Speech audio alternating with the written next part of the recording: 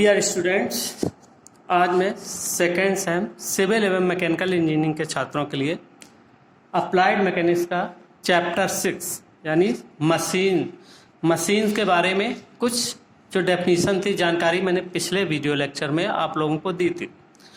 अब आज आपको बताएंगे what is the law of machine, यानी मशीन का नियम किसे कहते हैं। तो मशीन का नियम क्या है? किसी मशीन, अब मशीन बेसिकली आपके सिलेबस में हमने क्या बताया था कि सिंपल लिफ्टिंग मशीन्स हैं। और लिफ्टिंग मशीन्स क्या होती हैं? जिसमें कि हम कम बल लगाकर, कम एफर्ट लगाकर और अधिक भार उठा सकें। तो यानी एफर्ट लगाया जाता है मशीन पर और मशीन से भार उठाया जाता है। तो अब इसका नियम अगर हमें बताना है, मशीन का नियम क्या है, इसको एक्सप्लेन करना है, तो बहुत इंपॉर्टेंट है, क्योंकि ये बीच बीच उपयोग भी होगा न्यूमेरिकल प्रॉब्लम सॉल्व करने में आपको।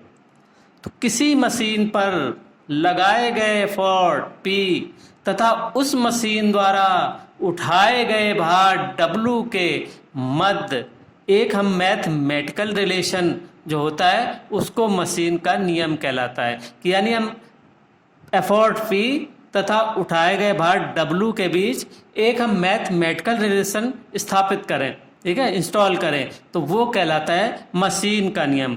तो इसलिए मशीन के नियम का प्रयोग करके किसी एफर्ट द्वारा उठाया जा सकने वाला लोड या किसी उठाए जाने वाले लोड के लिए एफर्ट ज्ञात किया जा सकता है। यानी अगर मशीन का नियम इक्वेशन जो है मैथमेटिकली पता है, तो उसके द्वारा अगर भार इतना उठाना है तो हम ये पता कर सकते हैं उसको सॉल्व करके कि प्रयास कितना लगाना पड़ेगा।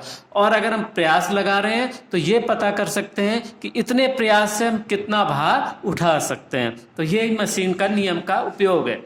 तो अब देखो, ये आपको मैंने एक ग्राफ दिखाया हुआ है। इस ग्राफ को देखें जिसमें कि हॉरिजॉन्टल एक्सिस पर उठाया जाने वाला लोड इस क्रम से बढ़ाते हैं कि पहले W1 उठाना है, फिर W2 उठाना है। तो अब उसके बाद संबंधित एफर्ट जो है वो प्रयास जो है वर्टिकल शो किया गया है, कितना प्रयास लगाएंगे। तो देखो इसमें क्या होगा कि जब किसी मशीन द्वारा उठाए गए भार W तथा संगत प्रयास P के मध्य एक ग्राफ खींचा जाए तो वह एक सीधी रेखा AB के रूप में प्राप्त होती है। ये सीधी रेखा AB स्ट्रेट लाइन रिलेशन होता है ना। तो लोड को x एक्सिस पर तथा एफर्ट को y एक्सिस पर शो किया जाता है। अब इस ग्राफ को देखें अगर AB से, तो इससे स्पष्ट है कि न्यूनतम एफर्ट का मान OA, न्यूनतम एफर्ट का नाम OA के बराबर है।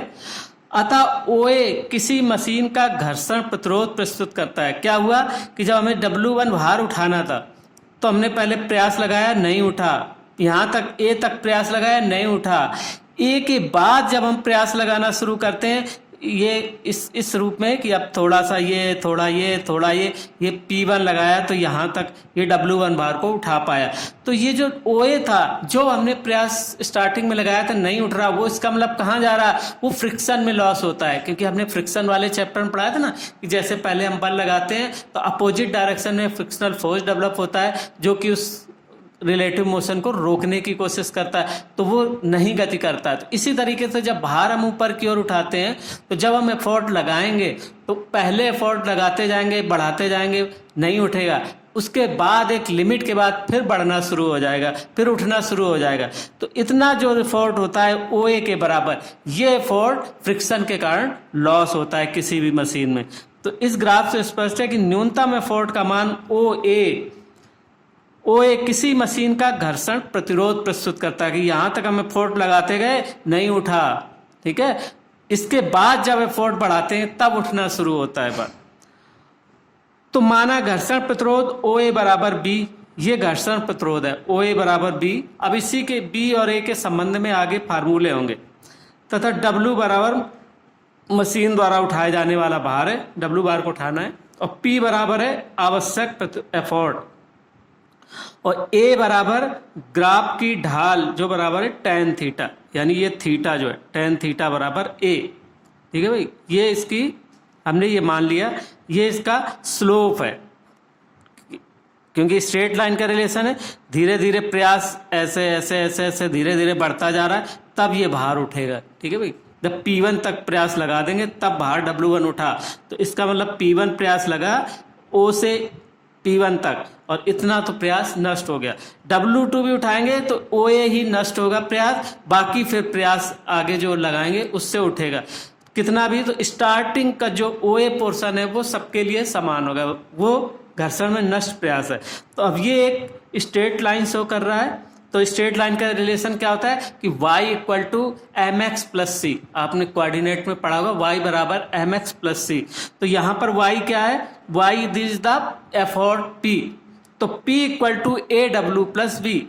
तो अब हम इसके द्वारा क्या होगा, अगर हम ए स्लोप पता हो कि कैसे स्लोप हो रहा है, और ये घर्षण में नष्ट प्रयास जो घर्षण प्रतिरोध है B, ये चीज पता हो तो आप P और W का रिलेशन निकाल सकते हैं। इतना प्रयास लगाने पर इतना भार उठाया, तो इतना प्रयास लगाने पर कितना भार उठाया जा सकता है। तो इसी समीकरण से बना देंगे आप दो इक्वेशन, A और B के मान निकाल लेंगे, तो P या W का मान आप ज्ञात कर सकते हैं। तो अब मान लो यही मशीन का नियम है, मशीन का नियम P equal to A W plus B, जहाँ A इज द स्लोप, जो हम P और W का रिलेशन एक ग्राफ में खींचते हैं, A इज द स्लोप और B is the frictional resistance.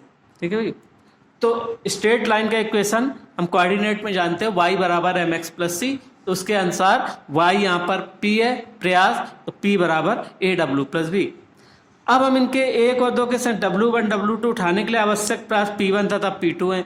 तो मशीन का नियम क्या होगा, P1 बराबर ए W1 प्लस बी, P2 बराबर ए W2 प्लस बी। अब एक और दो को हल करके हम क्या करते हैं, A और B के मान निकाल लेते हैं और मशीन का नियम प्राप्त कर लिया जाता है। तो न्यूमेरिकल प्रॉब्लम में ऐसा ही आएगा कि इतने एफर्ट को उठाने के लिए इतना भार, इतने भार को उठाने के लिए इतने प्रयास की जरूरत है, तो इतने भार को उठाने के लिए इतने प्रयास की जरूरत है, तो मशीन का नियम स्थापित कीजिए। तो वहां से A और B के मान निकाल लिए जाएंगे, मशीन का नियम बन जाएगा। तो अब इस ग्राफ के अनुसार, मशीन के नियम के अनुसार अगर हम ये देखें कि हेड लॉस घर्षण के विरुद्ध बैक फ्रिक्शन कितना होगा, तो जैसे W1 भार के लिए अगर देखें तो क्या होगा, WF फ्रिक्शन बराबर W1 डैश माइनस W1। तो W1 डैश क्या होता है, ये जो है व्यय भार, जो भार व्यय हो जाता है, और जो प्रयास लगाते हैं तो प्रयास तो ये है ही है, तो P1 माइनस B। ठीक है भाई, अब इसके अनुसार तो हेड, तो क्या होता है कि अब आपका जो एफर्ट लॉस है, तो मशीन के नियम को दर्शाने वाले ग्राफ जैसा कि इसमें दिखाया भी, वास्तविक भार तथा वास्तविक प्रयास के मध्य एक संबंध स्थापित होता है। तो OA का मान मशीन का घर्षण दर्शाता है। तो एक आदर्श मशीन का घर्षण शून्य होता है, इसलिए आदर्श मशीन के लिए OA का मान शून्य होता है। अतः वास्तविक भार W तथा आदर्श प्रयास P के मध्य ग्राफ खींचा सीधी रेखा OC प्राप्त होती है। देखो ये वाली, अगर आइडियल मशीन है तो ये एफर्ट लॉस नहीं होगा क्योंकि घर्षण शून्य होगा, तो आइडियल मशीन के लिए ग्राफ होगा OC। ठीक है भाई, तो सीधे सीधे जैसे जैसे P बढ़ता है W का मान बढ़ता जाएगा। तो तब अब हमें ज्ञात है कि भार W1 को उठाने के लिए घर्षण के विरुद्ध कितना प्रयास व्यय होता है, इसके लिए W1 भार के विरुद्ध कितना प्रयास व्यय होता है, इसके लिए W1 भार के संगत बिंदु R से Y अक्ष के समांतर एक RST रेखा खींची। ठीक है, ये तो ये जो है ST रेखा इसके खींची, तो ये रेखा OC तथा OA को बिंदु S तथा T पर काटती है। RT रियल मशीन पर आवश्यक प्रयास प्रदर्शित करता है, जबकि RS जो है वो क्या प्रदर्शित करता है,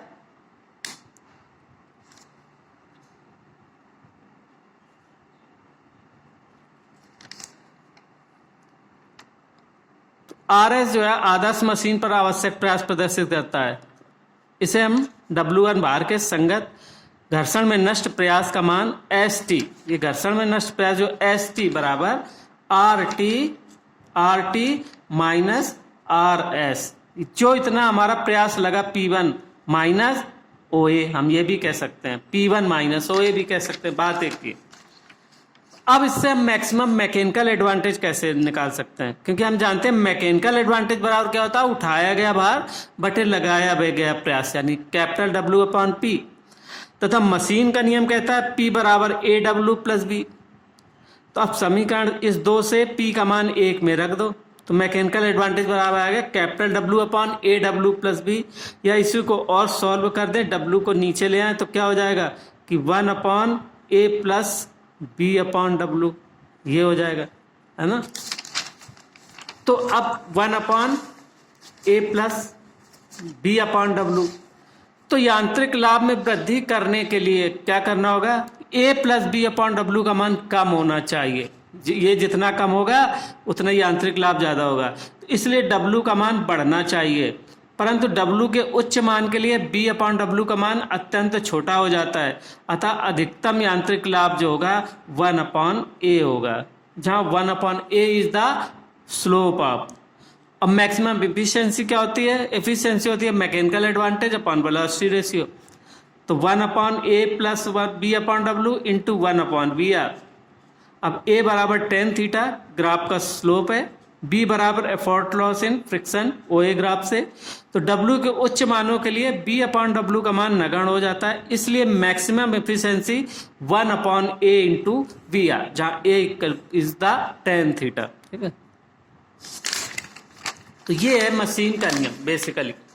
तो अब इस मशीन के नियम के द्वारा कोई न्यूमेरिकल प्रॉब्लम अगर आपको पूछा जाता है तो आप कर सकते हैं।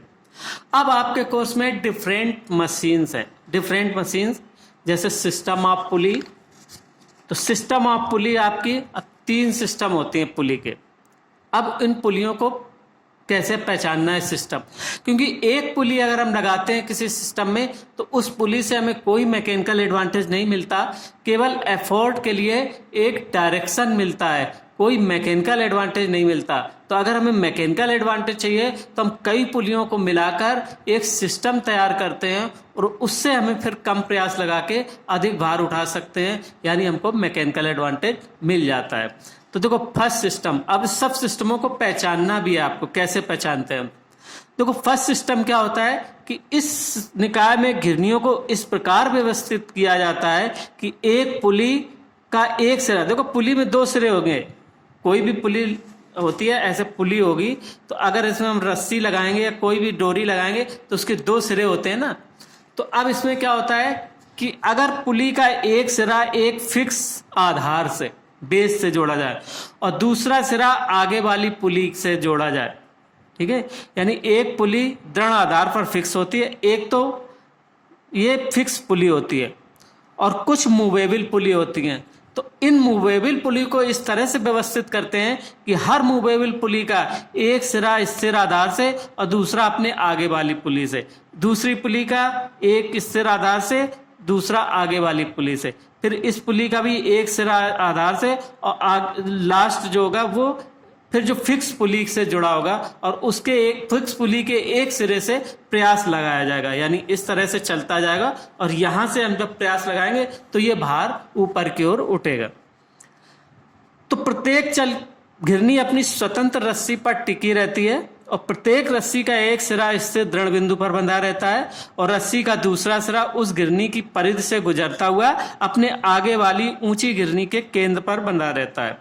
सबसे नीचे वाली चल घिरनी के केंद्र पर उठाया जाने वाला भार लगा होता है तथा फिक्स पुली के एक सिरे पर प्रयास लगाते हैं। तो ये तो वर्णन हो गया कि कैसे आप वर्णन करेंगे, ठीक है। अगर ये चित्र याद है तो आप वर्णन कर लेंगे कि एक फिक्स पुली होती है, कुछ मूवेबल पुली होती हैं, हर मूवेबल पुली के अपने एक्सेस पर स्वतंत्र रूप से घूम सकती है और इसके 2 सिरे होते हैं, स्वतंत्र रस्सी होती है अलग अलग। तो चूंकि रस्सियां भी अलग अलग हैं सबकी, तो सब में तनाव भी अलग अलग होता है, क्योंकि भार जब नीचे को खींचेगा तो इन रस्सियों में तनाव भी होगा, ठीक है भाई, इसमें भी होगा। तो ये तनाव नीचे खींचेगा तो T2 ऊपर की ओर तनाव होगा, फिर ऐसे T2 नीचे की ओर खींच रहा है तो T3 ऊपर की ओर तनाव होगा, तो लास्ट जो तनाव होगा वो उसके प्रयास P के बराबर होगा। तो अब देखो इसको कैसे मैकेनिकल एडवांटेज निकालते हैं। तो हम सबसे पहले घिरनियों के भार नगण्य मान लेते हैं। ये मान लेते हैं कि सारी घिरनियां नेग्लिजिबल वेट है, जो उठाया जाने वाला वेट है या लगाया जाने वाला प्रयास है उसके रेस्पेक्ट में ये पुलियों का जो वेट है वो नेग्लिजिबल है, नगण्य पहले मान के चलते हैं। इसको सॉल्व करते हैं, फिर हम पुली का वेट भी मान लेते हैं, उसी फार्मूले में तब्दीली कर देते हैं। तो ये आसान होता है समझाना। आप तो देखो सबसे पहले मान लिया कि भार नगण्य है। अब देखो इस पे विचार करो, इस वाली पुली पे, सबसे नीचे वाली पुली पे अगर आप विचार करेंगे तो इसमें क्या होगा, ये दो रस्सियां हैं ऊपर की ओर, तो इसमें तनाव दो खंडों में होगा T1 T1 और भार W नीचे की ओर लगा है, तो क्या हो जाएगा 2T1 बराबर W के, ठीक है ना।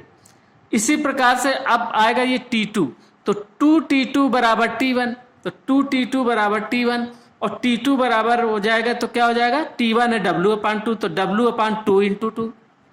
फिर इसी तरह के 2T3 बराबर T2, तो T3 बराबर क्या हो जाएगा W/2 इंटू 2 यानी 2 की पावर 3, और ये T3 बराबर है प्रयास P के।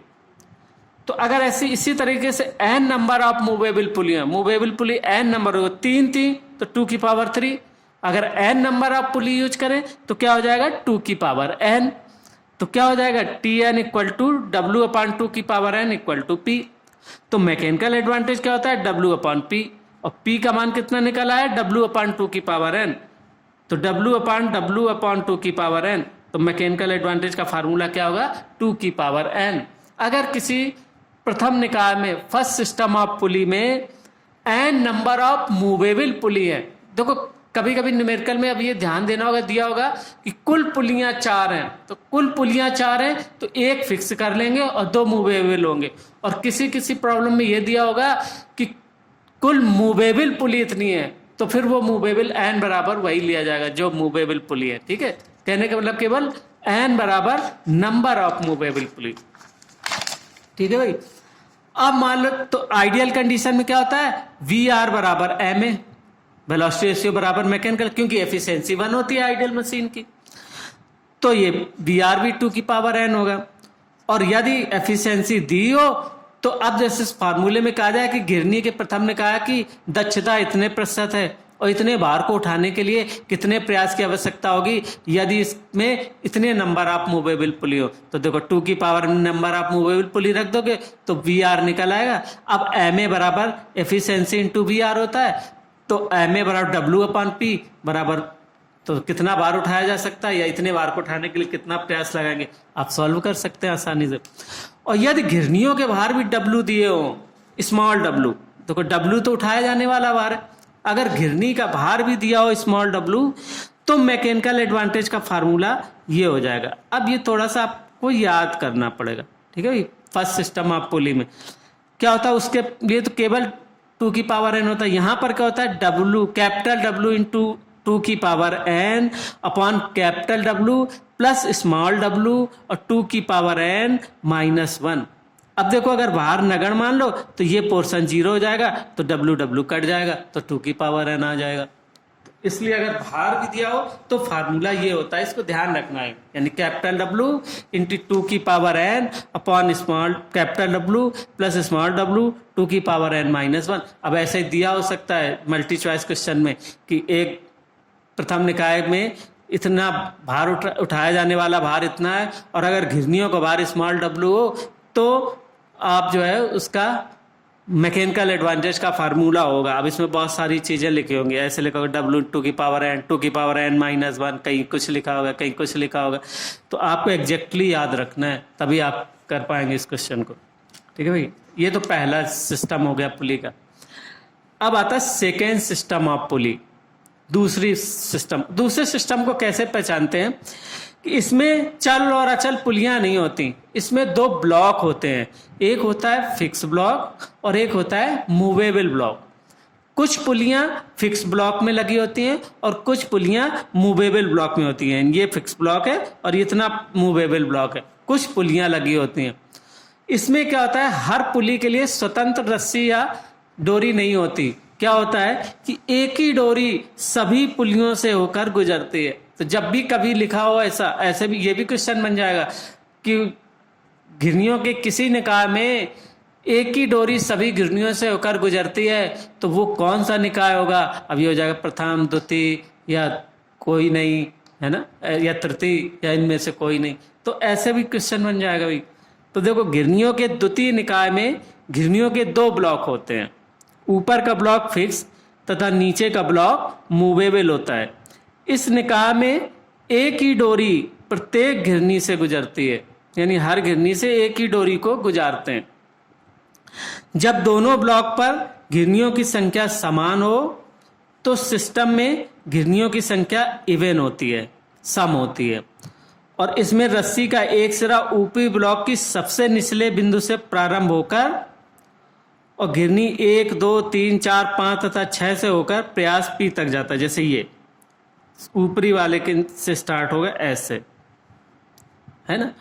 और अगर विषम है संख्या ऊपरी ब्लॉक में चल घिरनियों की संख्या से एक अधिक है तो सिस्टम में घिरनियों की संख्या ऑड होती है और इसमें रस्सी निचले ब्लॉक के यानी यहाँ के इस ब्लॉक के सबसे ऊपरी बिंदु से प्रारंभ होकर और फिर ऐसे ले। तो ये दोनों चित्र आपको याद रखना, देखो क्लियर समझ में आ जाएगा। अगर इसमें 3 है इसमें 2 है तो निचले ब्लॉक के ऊपरी सिरे से शुरू करेंगे इसको ऐसे और एक ही रस्सी लेंगे और लास्ट वाले में प्रयास लगाएंगे।